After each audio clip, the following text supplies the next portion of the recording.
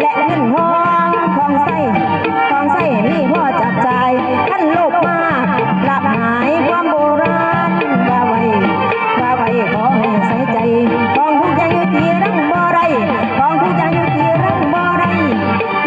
ขัดขาดสูญหายชีวาไม่วันใดต้องจากกันวันนั้นขอซ้ำครั้งใดทำความดีไว้สิเป็นเงาตามไปน้ำเป่าทุกทีศีลธรรมเฮามี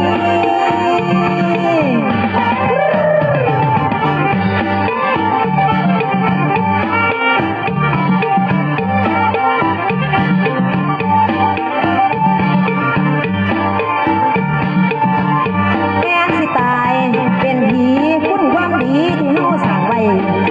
ว้คนก็ได้จมน้ำ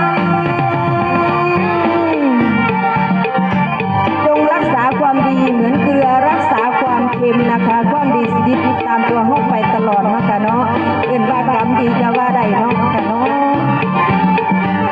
สะสมบุญไว้ค่ะพี่น้องบุญหนุนส่งขอให้รวยๆทุกคนทุกท่านนะคะเอาล่ะมาถึงตอนนี้สนุกดีบ่น้องพี่คือเรื่องพงวิหารสีเมราตีเพิ่นแต่งก่อนไว้เป็นห่อต่อกันส่วนผู้อาวุโส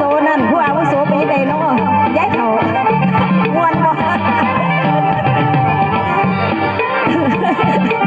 ย้ายเขา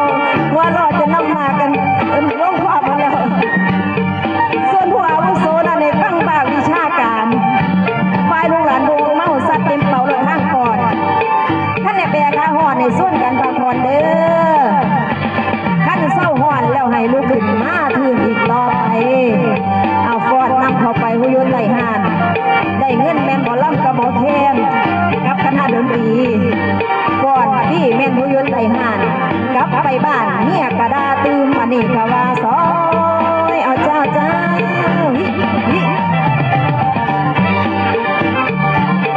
เอาแหล่จะน้อยค่ะพี่น้องกันนี่